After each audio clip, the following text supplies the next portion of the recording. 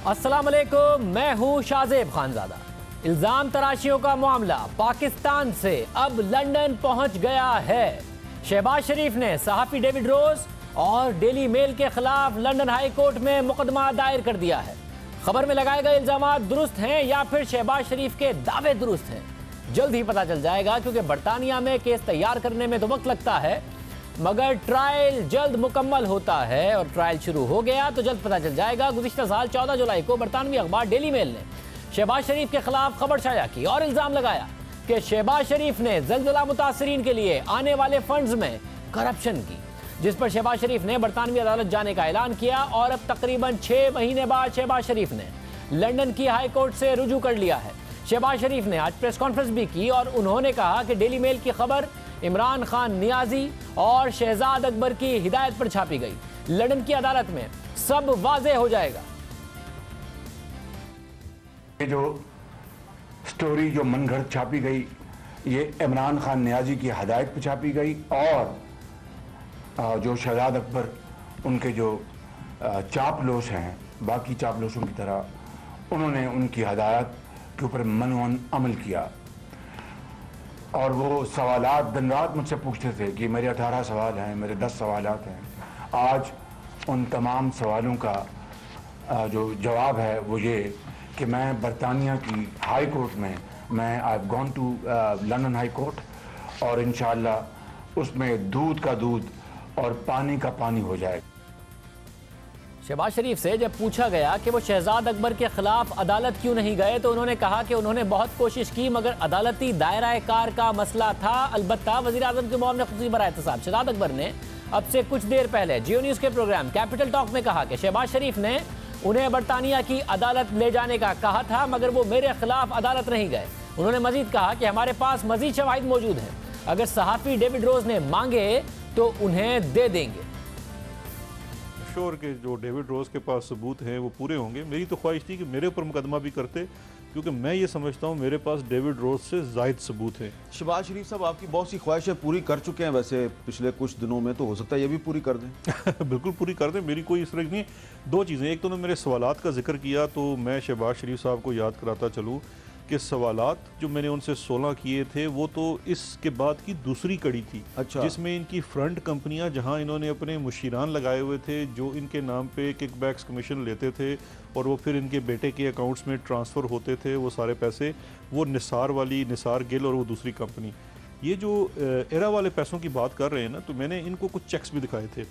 या तो ये अब लंदन हाई कोर्ट में मुझे तो बड़ा मज़ा आएगा कि वो ये बतलाएंगे कि ये जो चेक है JS बैंक का जिसको ये इशू हुआ है 13 मिलियन का 2013 में अली इमरान के नाम, ये जाली चेक है। उसके अभी तक ये मेंटेन कर रहे हैं कि जो डेविड रोज़ की खबर है वो दुरुस्त है। मैं समझता हूँ डेविड रोज़ की खबर सिर्फ 10-20% है, उससे ज़्यादा 80% तो अभी डॉक्यूमेंट्स यहाँ पे इंक्वायरियों में सामने आ रहे हैं। आप ये सारे सबूत लेके जाएंगे लंदन हाई कोर्ट में? देखिए, मेरी तो ख्वाहिश थी कि मुझे भी मेरे ऊपर भी मुकदमा करते तो मैं खुद जाता, लेकिन आई एम श्योर डेविड रोज़ के पास भी ये सारे सबूत होंगे, तो उसने ये स्टोरी की है। उसके पास ये सबूत कैसे आए हैं? चले, हमसे मांगेगा तो हम दे देंगे। हमें अच्छा, आप दे देंगे अगर आपसे मांगेगा? देखें, आप हमसे मांगेगा तो हम दे देंगे। और पहले भी शहजाद अकबर कह चुके हैं कि शहबाज शरीफ मुझे लेके जाएं लंदन की अदालत, अगर वो नहीं लेके जाएंगे तो मैं जाऊंगा। शहबाज शरीफ चले गए हैं, शहजाद अकबर के बगैर चले गए हैं, तो क्या शहजाद अकबर अदालत में जाएंगे? उस वक्त उन्होंने कहा था 95% हमारे पास है, 5% स्टोरी में था, आज कह रहे हैं 80% हमारे पास है। और सिर्फ शहजाद अकबर ही नहीं, सहाफ़ी डेविड रोज़ भी शहबाज शरीफ को चैलेंज करते रहे। 23 दिसंबर को उन्होंने अपनी खबर शेयर की और ट्वीट किया कि पाकिस्तान में मौजूद मेरे कुछ दोस्त मुझसे पूछ रहे हैं कि 25 जुलाई को दिए गए शहबाज शरीफ के बयान पर क्या पेशरफ्त हुई है, तो मेरा जवाब है कोई पेशरफ्त नहीं हुई। ये मामला शुरू हुआ गुज़िश्ता साल 14 जुलाई को, जब बरतानवी अखबार डेली मेल में खबर शाया हुई जिसके मुताबिक बरतानिया के इदारा बराए बैनुल-अक़वामी तरक्की यानी डिफिड ने बरतानिया के टैक्स दहिंदगान के पैसे से शहबाज शरीफ की पंजाब हुकूमत को 50 करोड़ पाउंड बतौर इमदाद दिए। तफ्तीशकारों के मुताबिक डिफिड ने यह रकम ज़लज़ला मुतासरीन की बहाली और दीगर इमदादी सरगर्मियों के लिए दी, लेकिन शहबाज शरीफ और उनके अहले खाना ने इमदादी रकम में से लाखों पाउंड्स की खुर्द-बुर्द की। डेली मेल की रिपोर्ट के मुताबिक इराक़ी साबिक फाइनेंस डायरेक्टर इकराम नवीद ने तस्लीम किया कि इदारे को 2005 में क़याम से लेकर 2012 तक डिफिड से 54 मिलियन पाउंड्स मिले। ये रकम बहाली और तवील मुद्दत के दूसरे मंसूबों के लिए थी। इकराम नवीद ने अपने जुर्म का एतराफ़ करते हुए कहा कि जब डिफिड इराक को फंड दे रहा था तो उसने 1.5 मिलियन पाउंड्स की खुर्द-बुर्द की, जिसमें से 1 मिलियन पाउंड्स अली इमरान को दिए। इकराम नवीद ने मजीद कहा कि उसमें निस्फ रकम बराह रास्त इराक के अकाउंट से मुंतकिल की गई, जिसकी तस्दीक बैंक से भी होती है। पाकिस्तानी तफ्तीशकारों ने इस हवाले से शहबाज शरीफ के दामाद अली इमरान से मौक़िफ़ लेने और सवालों जवाब देने के लिए तलब किया तो वो पेश ना हुए क्योंकि वो लंदन में है।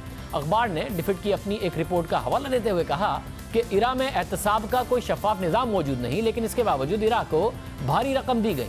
खबर के मुताबिक बरतानिया के टैक्स दहिंदगान का पैसा ज़लज़ले के मुतासरीन की मदद के लिए दिया गया था, लेकिन बरतानवी टैक्स दहिंदगान के पैसे का तहफ़्फ़ुज़ न किया जा सका। तफ्तीशकार उस वक्त डिफिड के दीगर मंसूबों के लिए भी फराहम की जाने वाली इमदादी रकूम का जायजा ले रहे हैं। तफ्तीशकार जायजा ले रहे हैं कि क्या रकूम का दुरुस्त इस्तेमाल किया गया या नहीं। बरतानिया की नेशनल क्राइम एजेंसी पाकिस्तानी हुकाम के साथ मिलकर काम कर रही है।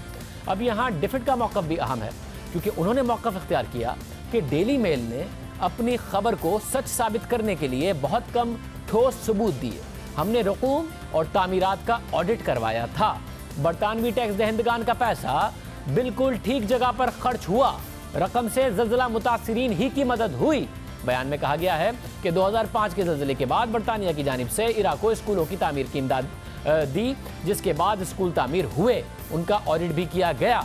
बयान के मुताबिक बरतानवी टैक्स दहिंदगान का पैसा बिल्कुल ठीक जगह पर खर्च हुआ और इस इमदादी रकम के जरिए ज़लज़ला मुतासिरीन की मदद की गई। हम पूरे एतमाद हैं कि बरतानवी टैक्स दहिंदगान के पैसे को फ्रॉड से महफूज रखा गया। यानी डिफिड ने जो मौक़िफ़ अपनाया वो बरतानवी अखबार की स्टोरी के खिलाफ था, मगर शहजाद अकबर ने और हुकूमत ने जो मौक़िफ़ अपनाया वो बरतानवी अखबार के साथ था। फिर गुज़िश्ता साल 26 जुलाई को शहबाज शरीफ ने बरतानवी अखबार मेल ऑनलाइन और मेल ऑन संडे और उनके सहाफ़ी डेविड रोज़ के खिलाफ बाज़ाब्ता कानूनी दरख्वास्त दायर कर दी और अब तकरीबन 6 महीने बाद लंदन की हाई कोर्ट से रुजू कर लिया है। बरतानवी कानून क्या कहता है और इस हवाले से कब तक फैसला होगा और क्या वजह है कि शहबाज शरीफ इतने पुरएतमाद लग रहे थे। लंदन में इस मामले को बहुत करीब से कवर करने वाले और सियासी मामलात को देखने वाले नुमाइंदे मुर्जा अली शाह हमारे साथ मौजूद हैं। मुर्जा, बहुत शुक्रिया, बहुत करीब से इस मामले को फॉलो कर रहे हैं। क्या वजह है कि शहबाज शरीफ आज इतने कन्विंस्ड और पुरएतमाद नजर आ रहे थे? मगर जाहिर है शहजाद अकबर अपनी जगह पर पुरएतमाद है, मगर लंदन में शहबाज शरीफ पुरएतमाद नजर आ रहे थे। जी शाजिब, शहबाज शरीफ को ये पूरा यकीन लग रहा है कि उनके खिलाफ जो डेली मेल का जो केस है वो वीक है और उसकी वजह यह है कि अब जब केस बाकायदा तौर पर यहाँ लंदन हाई कोर्ट में अब दाखिल हो चुका है, अब डेली मेल के लिए और डेविड रोज के लिए चंद बड़े चैलेंजेस हैं।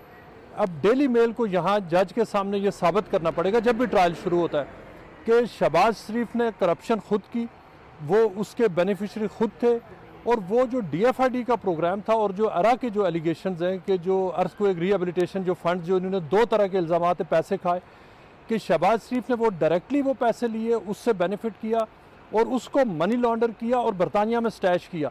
जो पर्टिकुलर्स ऑफ क्लेम है जो हमने देखे हैं तकरीबन 7 सफ़ात है जिनके ऊपर डेली मेल के ने जो एक एक इल्ज़ाम लगाया, एक एक लाइन और लफ्ज़ और तस्वीरें, उन सब के ऊपर जो कार्टर रक ने ऑब्जेक्शन किया, उन सब के ऊपर उनने जो मेल ग्रुप है उससे एक्सप्लेनेशन मांगी है, ये उनको नहीं मिली और उसके बाद ये यहाँ पर गए हैं कोर्ट में। अब इसके लिए जो जज के सामने अब डेली मेल के ऊपर ये जब उनके वकला के ऊपर ये जिम्मेदारी होगी कि वो जज के सामने इस्टेब्लिश करें कि जो आर्टिकल की जो एक ओवरऑल टोन थी और उसमें जो स्पेसिफिक एंड डायरेक्ट जो एलिगेशंस थे वो उनको साबित करें कि शहबाज शरीफ ने उनसे बेनिफिट किया, मनी लॉन्ड्रिंग की और बरतानिया पैसा लाए। अगर डेली मेल ये साबित नहीं कर पाता डायरेक्ट लिंक जो कि आर्टिकल में सजेस्ट किया गया है तो ये डेली मेल के लिए प्रॉब्लम है।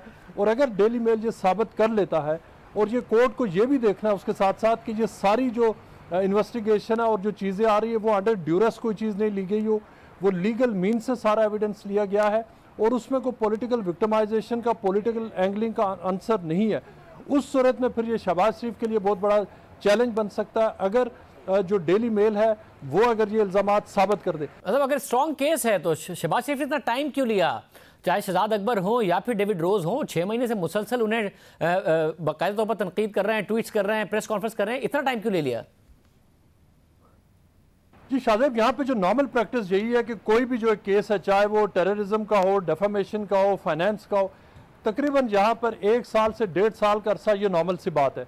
ये केस अगर आप देखा जाए तो जो एलिगेशंस थे आधा साल पहले लगे हैं और तकरीबन 6 से 7 महीने के बाद ये केस अब जो आ गया। अगर आप नॉर्मल जो यहाँ पे जो प्रैक्टिस है वो देखें तो उस हिसाब से ये केस बिल्कुल इन टाइम आगे हुआ है, इसमें कोई जल्दी नहीं हुई। लेकिन उससे पहले इंपॉर्टेंट बात यह है कि यहाँ किसी भी जज के सामने जाने से पहले, ट्रायल के लिए रिक्वेस्ट करने से पहले वकीलों को ये भी साबित करना होता है कि वो जो डिफेंडेंट है उन्होंने डिफेंडेंट के खिलाफ जितने भी जो पॉसिबल एवेन्यूज़ ऑफ इंगेजमेंट है वो एग्जॉस्ट किए हैं। उनको दिखाना पड़ता है कि हमने मुख्तलिफ औकात में लिखा और डिफेंडेंट हमारी बात नहीं मान रहा, हमसे इंगेज नहीं कर रहा, लिहाजा हम यहाँ पर कोर्ट में आए। चूँकि कोर्ट्स यहाँ पे इनकरेज ये करती हैं कि आप कोर्ट में ना आएँ, आप आउट ऑफ कोर्ट सेटलमेंट कर दें। आप कोर्ट्स के पास जस्टिस लेने के लिए बेहतर यह है कि ये मामलात आप सिविल मैटर्स खुद निपटा दें। ऐसा नहीं हो सका। आज जो यहाँ पर जो कार्टर रक के वकला थे उन्होंने ये कहा कि उन्होंने डेली मेल को लिखा, बार बार लिखा और डेली मेल ने उनसे किसी भी पॉइंट के ऊपर इंगेज करने से इनकार कर दिया। असम मगर जो वकील हैं वो भी क्या केस लेने से पहले मेरिट देखते हैं कि हम ये केस जीत भी सकते हैं या नहीं? अगर शहबाज शरीफ का केस किसी ने लिया है वहां पर क्या ये देखा जाता है?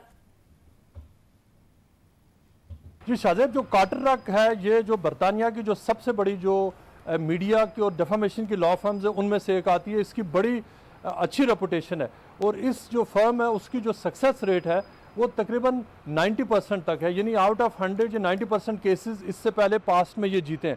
और यहाँ पे जितनी भी बड़ी फर्म है, जो 4-5 जो बहुत अच्छी फर्म्स हैं, बहुत महंगी हैं लेकिन बहुत अच्छी हैं, उनका एक बुनियादी स्टैंडर्ड ये है कि वो कोई भी क्लाइंट जब उनके पास केस लेके जाता है तो वो उसमें कोई पॉलिटिक्स नहीं देखते, वो उसमें कुछ और इश्यूज़ नहीं देखते। उनके पास सबसे पहले जो उनके पास स्टैंडर्ड है वो यही है कि क्या केस में स्ट्रेंथ है या नहीं। वो अपने क्लाइंट के ख़िलाफ़ एक खुद अपना ट्रायल रन करते हैं और जब उनको सेटिस्फेक्शन हो जाती है कि वो कोर्ट में जाकर हारेंगे नहीं, क्योंकि हारने की सूरत में जितनी उनके क्लाइंट को नुकसान, रेपुटेशन को नुकसान पहुंचता है उतना उस फर्म को भी होता है और उसकी बैड रैंकिंग में जाती है। लिहाजा चाहे वो ये केस हो या कोई और केस हो, ये फुल सेटिस्फेक्शन के बाद ये फर्म्स लेती हैं। और इस केस में चूँकि एक बिल्कुल क्लियर नज़र आ रहा है कि जो डेली मेल के जो एलिगेशंस है वो डेली मेल को साबित करने के लिए काफ़ी मेहनत करना पड़ेगी। और वो एलिगेशंस ये हैं कि मनी लॉन्ड्रिंग हुई है, शहबाज शरीफ ने DFID का पैसा खाया है और शहबाज शरीफ ने जो अर्थक्वेक रिहेबिलिटेशन फंड था उसके भी बेनिफिशरीज है। लेकिन उसके जो डेली जो यहाँ पे कार्टर रक है वो रिलाई इस बात पे करेगा कि सिर्फ चंद दिन पहले शफकत महमूद लंदन में थे, उन्होंने खुद स्टेटमेंट दी है कि जो DFID का पाकिस्तान के लिए प्रोग्राम था वो लार्जली सही था। DFID खुद इसके ऊपर स्ट्रॉन्ग रिबटल इशू कर चुका, बरतानवी हुकूमत ये कह चुकी है कि हमारा पाकिस्तान के लिए जो प्रोग्राम था वो सही था और वो उसमें उन्होंने कोई एकदम डायरेक्ट बड़ी पेमेंट्स नहीं की थी। वो जो मुख्तलिफ जो हिस्सों में हुई थी वो डिलीवरी के साथ साथ पेमेंट्स हुई थी। DFID को कोई इस बारे में कंसर्न नहीं है कि उनका पैसा जो ब्रिटिश टैक्स पेयर का पैसा है वो पाकिस्तान में वो उसकी मिस यूज़ हुई है। लिहाजा अब जो अखबार है उसको ये सारी चीज़ें साबित करना पड़ेंगी और जो कार्टर रक है वो कॉन्फिडेंट है कि अखबार और जो डेली मेल है वो उसको साबित नहीं कर सकेंगे। बहुत शुक्रिया मुर्जा, हमें लंदन से बता रहे थे। बड़ा अहम और दिलचस्प केस होगा ये जैसे ये आगे बढ़ेगा। साथ ही शहजाद अकबर ने आज चौधरी शुगर मिल्स के हवाले से भी बताया कि क्या रुकावटें हैं जिसकी वजह से तहकीकात आगे नहीं बढ़ रही। इसमें जो इस वक्त रुकावटें हैं, नवाज शरीफ साहब जो इस केस में अरेस्ट थे, अचानक बीमार हो गए, लंदन चले गए, अभी अपने तबी इलाज के लिए वहाँ पे मौजूद हैं, ज़मानत पे हैं। अब वो उनके वापस आने पे तफ्तीश इस केस में आगे बढ़ेगी। मरियम नवाज शरीफ साहिबा, उनका भी तकरीबन अदम ताउन है इसके अंदर, क्योंकि वो कहती मुझे तो कुछ पता नहीं है, दादा जान को पता होगा।